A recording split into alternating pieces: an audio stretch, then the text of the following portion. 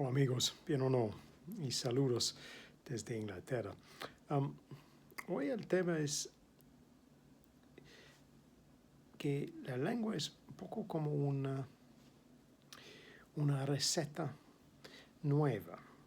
Es que tú tienes los mismos ingredientes, pero el resultado puede ser muy diferente, pero también puede ser con un sabor muy rico, muy delicioso. So ese es el tema de hoy. So, hello again, and good evening. We're a bit later today. I've just come back from a very excellent restaurant meal. Not something I get to do very often, so it's a very nice change.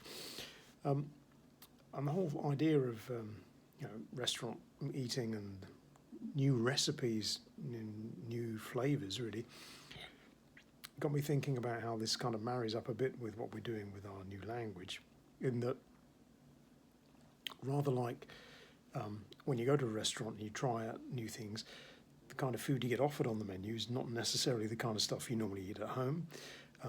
Although many of the ingredients might be familiar to you, the genius of the chef turns this into something very, very different.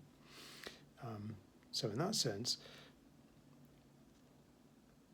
a lot of our language practice can seem a bit repetitive because it's very familiar things, but every so often we have that conversation where we need to use our language in a new way. We start having to talk about new and different topics, and then we're surprised in many ways by the fact that we can understand more of what's being said, and then we're drawn into sharing our ideas on topics that perhaps we don't always talk about, but we're able to do that. And that's really the nice thing to think about as we improve our fluency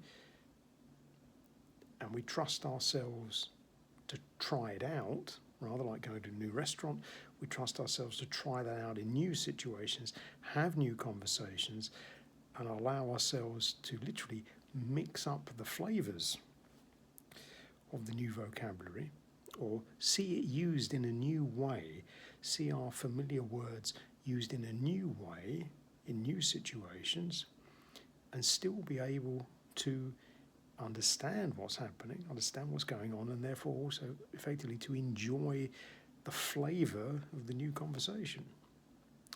So, I might be mixing a few metaphors, but I hope you get the idea. And on that happy note, we'll say cheerio.